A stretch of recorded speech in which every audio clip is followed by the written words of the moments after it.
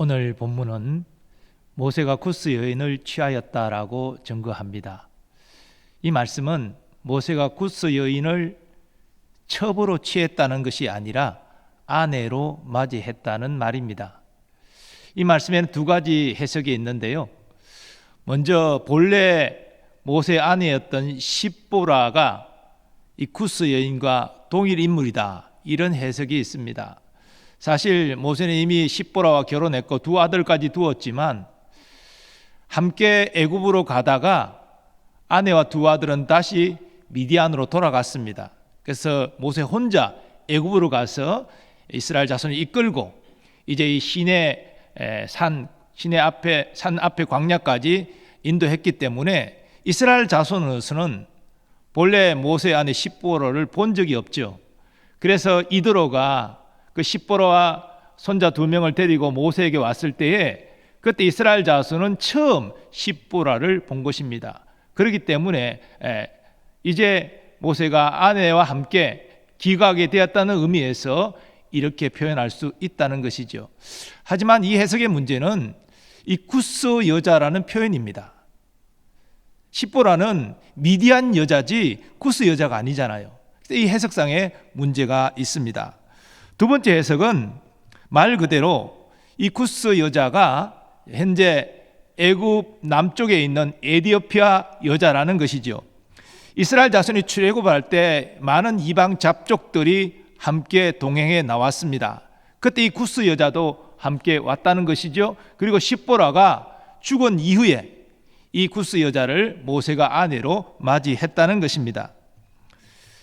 미리암과 아론은 이 구스 여자를 모세가 아내로 맞이한 일로 인해 모세를 비방했습니다. 왜 이스라엘의 최고 지도자가 이스라엘 자손 중에 아내를 취하지 않고 이방 여자를 아내로 취하느냐, 잘못됐다, 이렇게 비방한 것입니다. 지금 현재로는 후자의 해석이 더 인정을 받고 있는 그런 상황입니다. 그런데 이어지는 말씀을 보면 이 미리암과 모세의 비방의 핵심은 구스 여자를 아내로 맞이한 데 있지 않았습니다. 그것은 구실에 불과했습니다. 2절 말씀을 함께 보겠습니다. 그들이 이르되 여호와께서 모세와만 말씀하셨느냐, 우리와도 말씀하지 아니하셨느냐 하며 여호와께서 이 말을 들으셨더라. 자, 이 불만하는 이 말을 찬찬히 따져보면 이 미리암과 아론은 평소에 모세가 이스라엘 자손의 최고 지도자로 그렇게 권위를 누리고 있는 것에 대하여 불만을 품고 있었음을 깨닫게 됩니다. 이 불만이 이방 여자, 구스 여자를 아내로 맞이한 일을 계기로 터져 나왔다는 것이죠. 그것을 빌미로 모세의 권위에 도전했다는 것입니다. 그런데 이 비방은 미리암이 주도했습니다. 여기에는 본문에 몇 가지 근거가 나타나는데요. 먼저 1절에 미리암이 아론에 앞서서 언급되고 있습니다. 말씀을 보면 4절도 5절도 아론이 미리암보다 먼저 언급됩니다. 사실은 대제사장의 위치에 있었고 모세와 협력해서 많은 일들을 아론이 하고 있었기 때문에 그게 자연스럽죠. 그런데 1절에 비방하는 문제에 있어서는 미리암이 아론보다 앞서 언급됩니다. 이것은 미리암이 이 비방을 주도했다는 사실을 깨닫게 합니다. 그리고 비방하니라는 이 동사, 히브리어는 남성형, 여성형 동사가 있는데 이게 이제 남성형 동사로 여성형 동사로 되어 있다는 것이죠. 그리고 이후에 미리암만 나병에 걸렸습니다. 그러므로 이 비방을 미리암이 주도했다는 사실을 깨닫게 합니다. 그런데 여호와께서 자신들과도 말씀하셨다는 저들의 주장이 완전히 틀린 것은 아닙니다. 미리암은 여선지자입니다. 선지자는 하나님의 말씀을 받아서 백성에게 전하는 역할을 하는 사람이죠. 그러니까 하나님 말씀을 듣게 되는 것이죠. 하나님이 자기에게도 말씀하셨다는 것입니다. 또 아론도 모세와 더불어서 필요한 경우 하나님께서 함께 있을 때 말씀하시는 장면들이 성경에 여러 곳에서 등장합니다. 아론도 하나님의 말씀을 들었다는 것이죠. 그런데 하나님께서는 저들에게 모세와 같은 최고 지도력은 허락하지 않으셨습니다. 그래서 이 일에 미리암과 아론이 불만을 평소에 품고 있었던 것이죠. 그러다가 이 쿠스 여자를 모세가 아내로 맞이한 일을 계기로 해서 비방하고 그 권위에 도전하고 나선 것입니다. 그런데 참 교묘하게도 저들은 모세를 비방하는 말을 모세에게 직접 하지 않았습니다. 사람들에게 저들은 모세를 비방하는 말을 합니다. 2절 말씀을 보십시오. 2절 말씀을 보면 여호와께서 모세와만 말씀하셨느냐 우리와도 말씀하지 아니하셨느냐 이렇게 말합니다. 만약 모세에게 직접 이런 비난했다면 여호와께서 너와만 말씀하셨느냐 우리와도 말씀하셨느니라 이렇게 말해야 맞겠죠. 그러니까 이것은 제3자 즉 이스라엘 자손에게 모세를 비방한 말을 하는 것입니다. 그리고 이렇게 모세를 은근히 비방하면서 모세를 깎아내리고 자신들을 지지하는 그런 세력들을 규합하기 시작한 것입니다. 이것은 자신들의 권력욕을 위해서 사람들을 동원하는 매우 악랄한 행위입니다. 그리고 미리암과 아론은 이스라엘 자손이 고기가 먹고 싶다고 울며 원망하는 소리를 할 때에 모세를 돕지 않았습니다. 모세는 혼자서 그 일을 감당하다 너무나 힘들고 지쳐서 하나님 차라리 나를 죽여서 이 고난을 겪지 않게 하여 주옵소서 이렇게 탄원했지 않습니까? 그런데 이 대목에 미리암과 아론이 모세를 도와서 백성을 진정시키고 이런 일을 노력했다 그런 언급이 성경에는 전혀 나타나지 않습니다.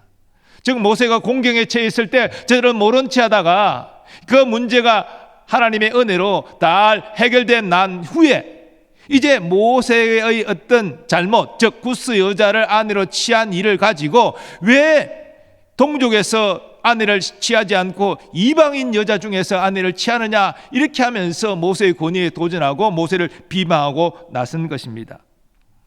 자신의 의무는 행하지 않고 자신의 권력욕만을 탐하는 이러한 행동은 참으로 비열한 행동입니다. 그러나 더욱 결정적으로 미리암과 아론이 잘못한 것은 모세에게 주어진 권위가 하나님께로부터 왔다는 사실을 인식하지 못한 것입니다. 사실 여선지자로서의 직무 또 대제사장의 직무도 하나님이 주신 그런 권위 있는 직무 아닙니까?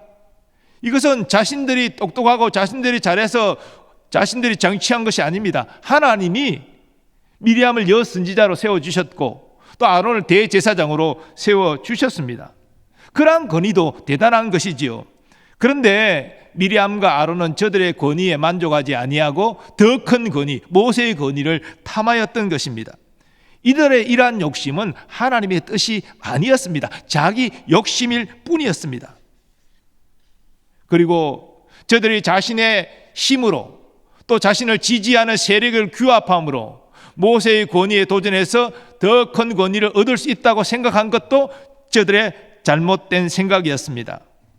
그러므로 미리암과 아론이 모세의 권위에 도전한 것은 불신앙이었습니다. 이것은 하나님이 개입할 수밖에 없는 문제였습니다. 과연 하나님은 미리암과 아론이 모세를 비방하는 말을 들으셨다라고 성경은 증거합니다. 들으셨으니 이제는 하나님이 공의롭게 행하실 일만 남은 것이지요. 그런데 이 미리암과 아론이 모세를 비방하는 말을 모세가 듣고 취한 행동을 성경은 이렇게 3절에서 증거합니다. 이 사람 모세는 온유함이 지면의 모든 사람보다 더하더라. 성경은 모세가 대단히 온유한 사람이다, 이스라엘 자손 중에서 가장 온유한 성품을 가졌다라고 증거합니다. 근데 이 온유함이라는 이 히브리 단어는 본래 태생적으로 가지고 있는 부드러운 그러한 마음 자세를 말하는 것이 아닙니다. 이 온유함은 철저히 고난을 통해서 연단되어져서 나타난 도덕적 영적 상태를 나타냅니다. 즉 고난을 믿음으로 이겨낸 사람이 이 부드러운 마음을 가지게 되었다는 것이지요. 그러므로 3절 말씀은 미리암과 아론의 비방에 대하여 모세가 맞대응하지 아니하고 이 문제를 하나님께 기도하면서 완전히 맡기는 그런 겸손한 자세를 나타내는 것입니다. 본래 모세는 온유한 사람이 아닙니다. 성격이 급하고 과격한 사람입니다. 그는 40이 되어서 동족 히브리 사람들을 돌봐주려고 나섰다가 한 애국 관리가 동족을 괴롭히는 것을 보고 화가 나서 손으로 쳐 죽여 모래 속에 파묻어 그리고 이 일이 발각나 도망갔던 사람입니다. 성격이 괄괄하고 아주 과격한 그런 인물입니다. 근데 미디안으로 도망가서 40년 동안 양떼를 치면서 하나님이 모세의 마음을 연단시키셔서 이렇게 부드러운 온유한 성품으로 바뀌게 된 것입니다. 오늘 본문은 미리암과 아론의 비방하는 말을 들으신 하나님이 갑자기 모세와 또 아론과 미리암을 회막으로 부르셨음을 증거합니다. 세 사람이 회막으로 나아갈 때 하나님께서 구름 기둥 가운데로부터 강림하사 장막문에 서셨습니다. 그리고 아론과 미리암만을 따로 부르셨습니다. 두 사람이 하나님 앞으로 나아가니 하나님이 그들에게 말씀하십니다. 내 말을 들으라. 너희 중에 선지자가 있으면 나 여호와가 환상으로 나를 그에게 알리기도 하고 꿈으로 그와 말하기도 하거니와 내 종 모세와는 그렇지 아니하니 그는 내 온 집에 충성함이라. 그와는 내가 대면하여 명백히 말하고 엄밀한 말로 하지 아니하며 그는 또 여호와의 형상을 보거늘 너희가 어찌하여 내 종 모세 비방하기를 두려워하지 아니하느냐. 하나님 특별히 모세와 여선지자 미리암과의 차이를 분명히 말씀하십니다. 말씀드린 대로 이 미리암이 지금 비방을 주도하고 있기 때문이죠. 하나님의 선지자에게 하나님 말씀하십니다. 그런데 꿈이나 환상을 통하여 말씀하십니다. 꿈이나 환상을 통하여 말씀하시는 것도 말씀하시는 것은 맞지만 직접적으로 말씀하신 것이 아니라 간접적으로 말씀하시는 것입니다. 그래서 꿈이나 환상은 해석이 필요합니다. 바른 해석으로 이 꿈과 환상을 바르게 이해해야 하나님의 뜻을 깨닫고 백성들에게 전할 수가 있는 것이지요. 그러나 모세와 하나님은 꿈과 환상으로 말씀하지 않고 직접 대면하여 말씀하십니다. 하나님께서 처음에 모세를 부르시는 이 호렙산 떨기나무 불꽃 가운데서 나타나신 이 장면을 생각해 보십시오.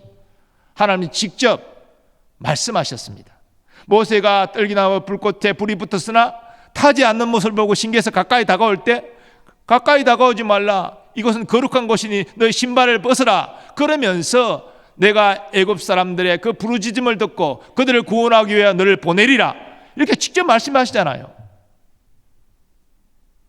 그리고 성경에서 거듭거듭 하나님께서 모세에게 말씀하셔서 이스라엘 자손의 애굽의 10가지 재앙을 내릴 때에도 직접 말씀하십니다. 꿈이나 환상을 통해 말씀하지 않으셨어요. 그리고 출애굽하여 시내산에 와서 이스라엘 자손에게 율법을 주실 때 또 그래서 모세를 시내산에 올라오게 해서 40일 동안 함께 거하게 하시면서 십계명을 두 돌판에 새겨 주실 때 하나님이 꿈이나 환상으로 모세와 말씀하지 않으셨습니다. 직접 대면하여 말씀하셨습니다. 이것은 하나님이 모세를 특별한 존재로 대우하신다는 의미이고 또 이스라엘 자손을 위한 특별한 지도력과 권위를 주신다는 의미입니다. 그런데 미리암과 아론이 이런 하나님의 뜻을 무시하고 하나님이 주신 권위를 가진 모세를 비방하며 대적했으니 이게 하나님의 뜻을 거스렸다는 것입니다. 그래서 하나님 말씀하십니다. 너희가 어찌하여 내 종 모세 비방하기를 두려워하지 아니하느냐. 이 말씀에 담겨져 있는 뜻은 다분히 책망하는 말씀입니다. 저들의 행동이 잘못되었다는 것입니다. 하나님은 미리암과 아론에게 이렇게 진노하시고 회막을 떠나가셨습니다. 10절에 구름이 장막 위에서 떠나갔다는 말이 하나님이 장막을 떠나가셨다는 것이지요. 그런데 그때 미리암이 나병이 발합니다. 악성 피부병에 걸린 것이지요. 반면에 아론은 나병이 걸리지 않았습니다. 이 차이는 앞에 말씀드린 대로 미리암이 이 비방과 모세의 권위에 도전하는 일을 철저히 주도했기 때문입니다. 앞에 말씀드린 대로 일반적으로 아론이 먼저 언급되지만 비방하는 일에는 미리암이 먼저 앞서 언급되고 있기 때문입니다. 아론은 누이 미리암이 나병에 걸린 것을 보고 모세를 붙잡고 이렇게 호소합니다. 슬프도다 내 주여, 우리가 어리석은 일을 하여 죄를 지었으나 청하건대 그 벌을 우리에게 돌리지 마소서. 그가 살이 반이나 썩어 모태로부터 죽어서 나온 자 같이 되지 않게 하소서. 아론은 동생인 모세를 주라고 부르고 있습니다. 이때 주는 하나님이라는 의미가 아니고 하나님이 세우신 가장 큰 지도자라는 그런 인정의 의미를 담고 있습니다. 그리고 아론은 자신들이 어리석은 일을 행하여 죄를 지었다라고 인정합니다. 그러니 미리암을 나병으로부터 구원해 달라는 것입니다. 이것은 모세가 이 미리암을 위하여 하나님께 기도해 달라는 의미일 것입니다. 왜냐하면 아론은 모세 옆에서 모세가 기도하여 놀라운 하나님의 응답을 받는 모습을 여러 차례 목격했기 때문입니다. 그래서 이런 청원을 하고 있는 것입니다. 과연 모세는 하나님께 기도합니다. 13절 보면 하나님이여 원하건대 그를 고쳐 주옵소서. 모세는 자신을 비방하고 하나님이 주신 권위에 도전한 미리암이지만 긍휼히 여기는 마음을 가지고 그의 치유를 위해서 하나님께 간구하였습니다.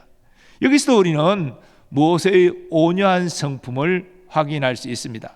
예수님께서는 너희가 원수까지도 사랑하라 그렇게 말씀하셨지만 이것은 예수님에게나 해당하는 말이지 우리 인간이 어떻게 원수까지도 사랑합니까? 우리는 그렇게 반문하게 됩니다. 그런데 사실 이 미리암은 모세에게 있어서 사적으로는 누이지만 공적으로는 자신을 비방하고 그리고 자신의 권위에 도전한 원수와 같은 존재가 아닙니까? 그래서 하나님의 지금 징벌을 받아가지고 나병에 걸렸습니다. 하지만 긍휼히 여기는 마음을 가지고 하나님께서 그 나병을 치유해 주실 것을 간절히 기도하고 있는 것입니다. 이것은 보통 사람은 할 수 없는 일이죠. 그러나 그 어려운 일을 모세는 행하고 있는 것입니다. 이러한 모세의 간구는 하나님의 응답이 임했습니다. 하나님이 이렇게 말씀하십니다. 그의 아버지가 그의 얼굴에 침을 뱉었을지라도 그가 이레 동안 부끄러워하지 않겠느냐. 그런즉 그를 진영 밖에 이레 동안 가두고 그 후에 들어오게 할지니라. 이 하나님의 응답을 보면 미리암이 나병이 치유는 되는데 일주일 동안은 진 밖에 있어야 된다 이렇게 말씀하십니다. 율법에 따르면 이 나병 즉 악성 피부병이 걸리면 이게 종교적 부정 상태로 들어가기 때문에 종교적으로 부정한 사람은 이스라엘 진영 가운데 머물 수가 없습니다. 그래서 진영 바깥으로 격리되어 홀로 거주해야 됩니다. 진영 안으로 들어오기 위해서는 나병이 치유가 되어야 됩니다. 그리고 이 나병이 치유됐다는 사실을 제사장이 보고 확인해서 정하다 이렇게 판정을 내리고 그리고 정결 과정을 거쳐서 비로소 진영 안으로 들어올 수 있게 됩니다.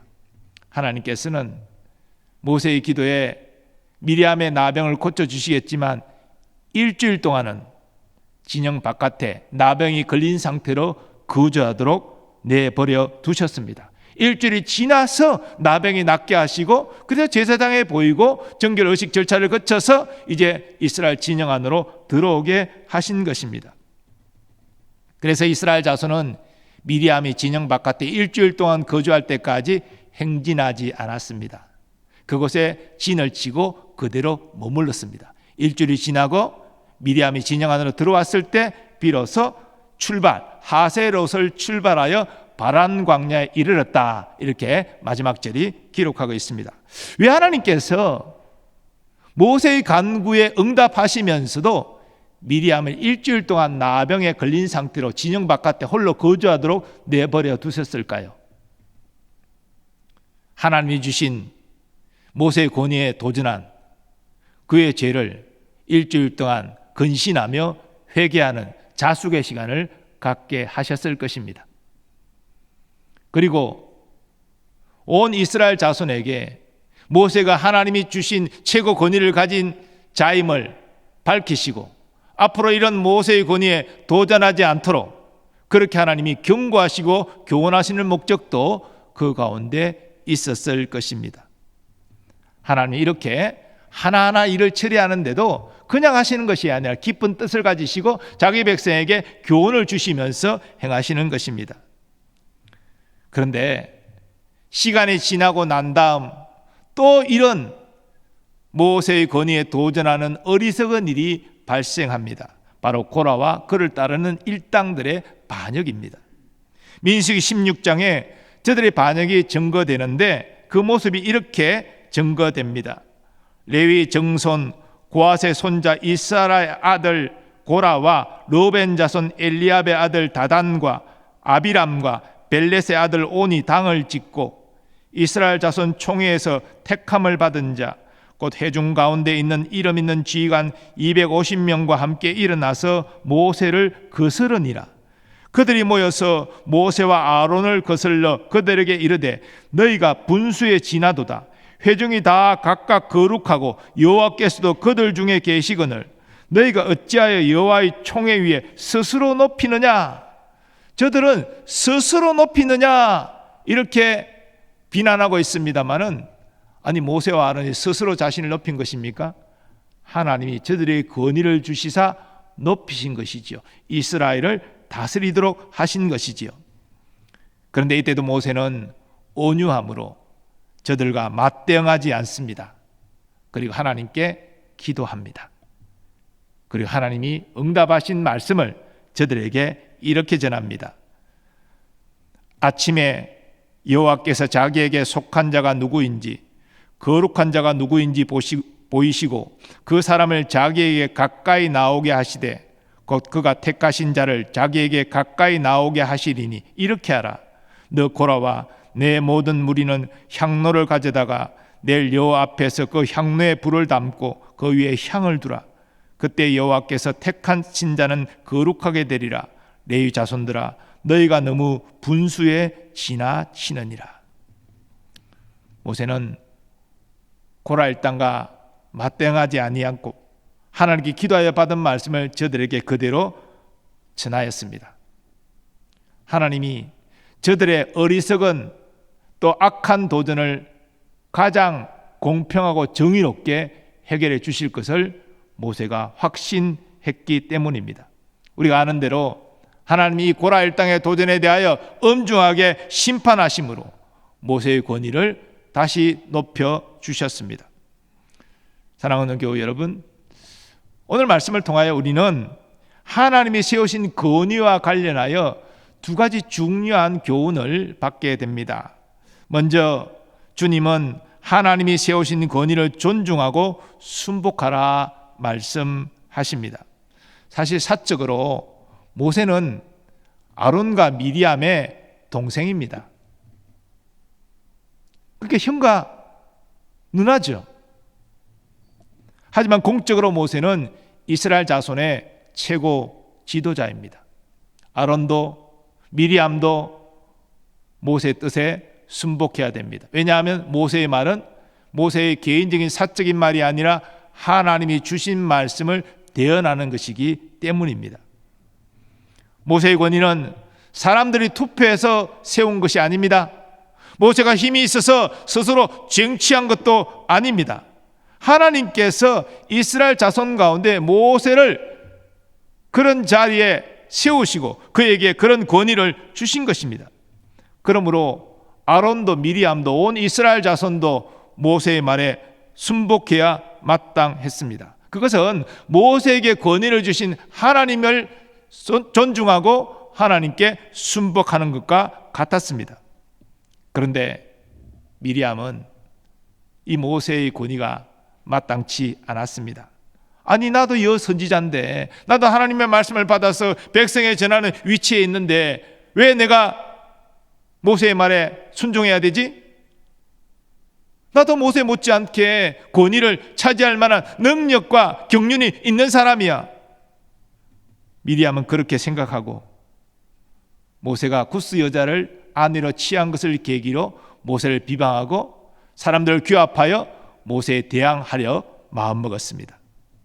하지만 이러한 미리암의 행동은 하나님의 권위에 사실상 도전하는 것이기 때문에 하나님의 징계를 받고 말았습니다. 성경 용어는 아니지만 로드십이라는 말이 있습니다. 번역하면 주 되심이라는 그런 의미인데요. 하나님이 나의 주인 되십니다. 이런 인식을 말하는 것입니다.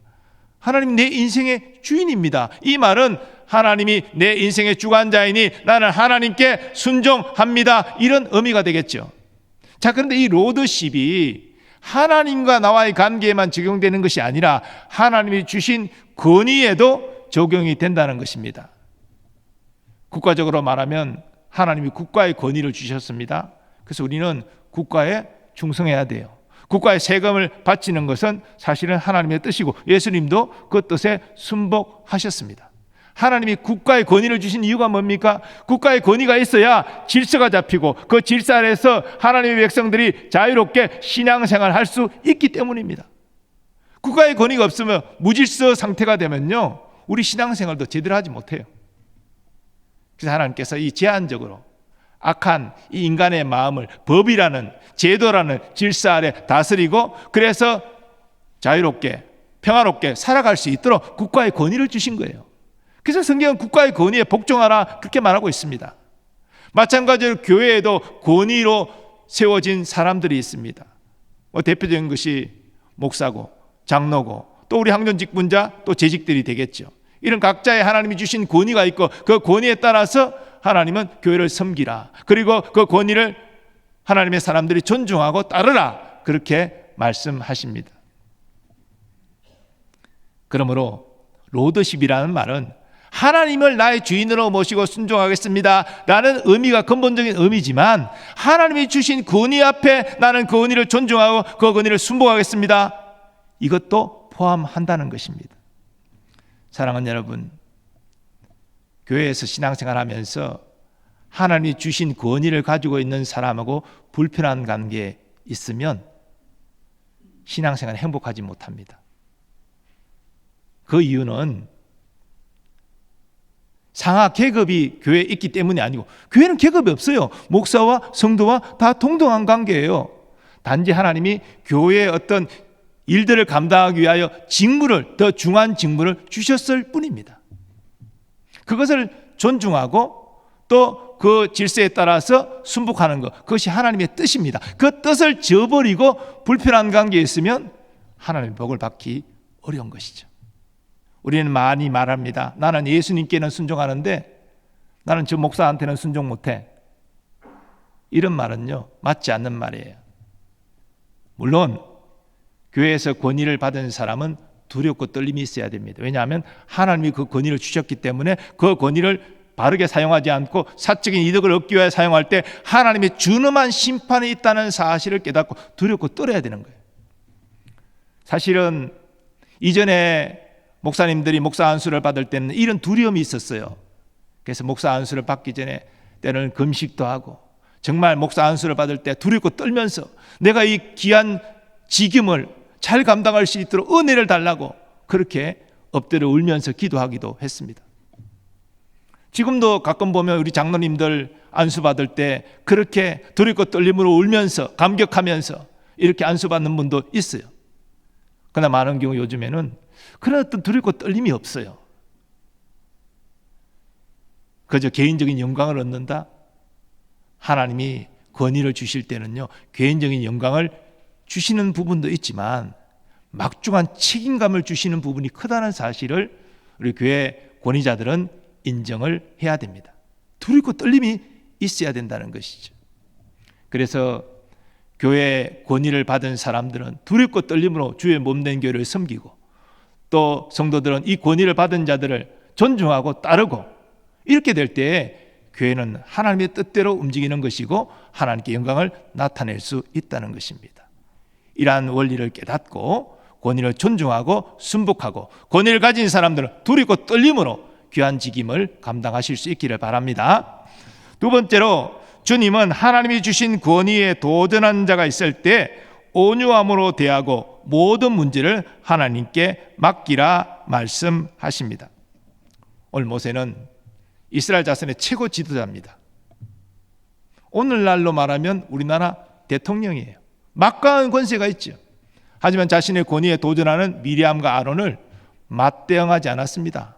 뭐 천부장 백부장을 시켜서 사로잡아 옥에 넣고 고문해라, 때려라, 뭐 이런 말 하지 않았습니다. 모세가 한 일은 하나님께 엎드려 기도한 것입니다. 이 문제를 하나님께 맡긴 것입니다. 사실 교회에서 분란이 일어나면, 예를 들어서 뭐 한 교회에 어려움이 있었다, 목회자가 권위에 도전받는다, 그러면 뭐 당의 7위원을 구성해서 딱 그냥 7위해버리면 간단하겠죠. 그러면은 문제 해결될 것 같습니까? 더 복잡한 일이 생겨요. 왜냐하면 질의받은 사람과 동조하는 사람들 또 생기고 그 세가 규합되어지고 문제가 해결되는 것이 아니라 더 복잡해져요. 특히 어떤 빈미거리가 있다면 더 문제는 커져요. 인간적으로 해결이 안 됩니다. 그래서 이 문제를 맞대응하지 않고 하나님께 가져가고 금식하면서 기도하면서 하나님이 이 문제를 해결해 주시도록 기다려야 되는 거예요. 그런데 왕왕 인간적으로 자신이 갖고 있는 힘을 가지고 이 문제를 해결하려고 하다가 교회가 더 큰 어려움에 빠지는 것입니다. 오늘 본문에 모세는 자신을 비방했던 미리암을 위해서 기도했습니다. 그래 하나님은 모세의 기도를 응답하여 주셨습니다. 미리암은 나병에 걸려 진 밖에 일주일 동안 있으면서 또 이스라엘 모든 백성이 그 사실을 인지하면서 하나님이 모세에게 주신 권위가 얼마나 중요한지를 또 분명한지를 확인할 수 있었을 것이고, 그리고 그 권위에 도전하는 것이 얼마나 어리석은 일인지도 알 수 있었을 것입니다. 그리고 모세는 하나님이 자신을 위해 이렇게 개입해 주시는 것을 경험하면서 더욱더 두렵고 떨림으로 백성을 섬겼을 것입니다. 그것이 하나님의 뜻인 것이죠. 근데 여러분, 이 권위의 문제는 목사나 장로나 특별한 교회의 권위를 가지고 있는 지도자만의 문제가 아닙니다. 사실 우리 모두 다 하나님의 자녀라는 특별한 권위를 다 가지고 있어요. 믿지 않는 사람과의 관계에서 우리는 하나님의 자녀라는 권세를 갖고 있는 존재들입니다. 그런데 우리가 이 땅 살아가면서 믿지 않는 사람과의 관계 속에서 때로는 오해도 받고 모욕도 받고 억울한 일 당하고 또 믿는 것 때문에 박해를 받는 경우도 얼마나 많습니까? 복음 전하는 일 때문에 수치와 모욕을 당하는 일도 많잖아요. 그것도 일종의 하나님 주신 권위에 도전을 받는 일이지요. 어떻게 해야 됩니까? 똑같은 원리입니다. 맞대응하지 않고 온유함으로 대하면서 이 억울함과 원통함과 이 아픈 마음을 하나님께로 가져가고 하나님을 의지하고 호소하고 하나님의 도우심을 기다리는 것입니다. 하나님은 우리가 이 땅에 살아가면서 이 모세가 갖고 있는 이 온유함을 나타내기를 원하십니다. 우리 예수님도 말씀하셨잖아요. 나는 마음이 온유하고 겸손하니 나의 멍에를 메고 내게 배우라. 예수님의 삶을 보면 이 공생의 기간 동안 예수님이 하나님이 세우신 허락하신 권위를 존중하셨음을 보게 됩니다.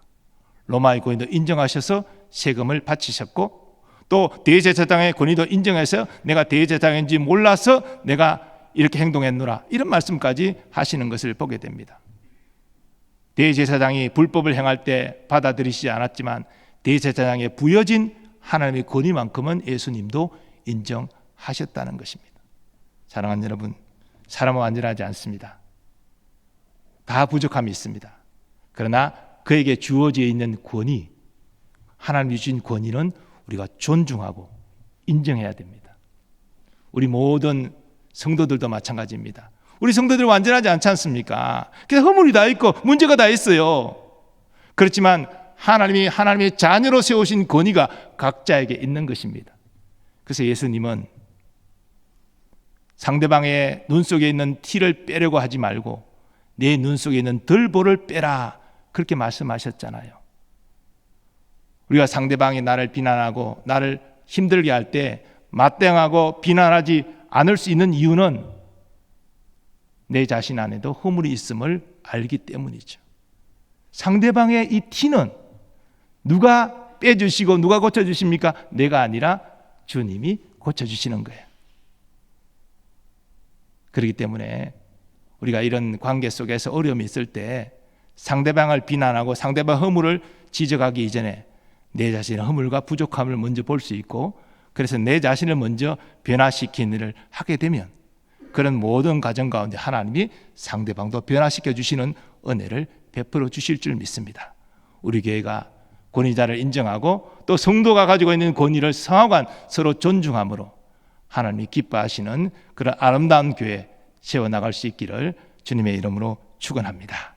아버지 하나님 감사합니다. 우리 모두 하나님이 주신 권위를 인정하고 순복할 수 있게 하여 주옵시고 또 우리가 억울한 일, 원통한 일 당할지라도 맞대응하지 않고 온유함으로 상대방을 대하고 주님께 기도하여 하나님의 선한 해결을 받고 우리 교회가 그렇게 서로를 존중함으로 행복한 생명이 풍성한 교회로 나아갈 수 있도록 주님 도와 주시옵소서.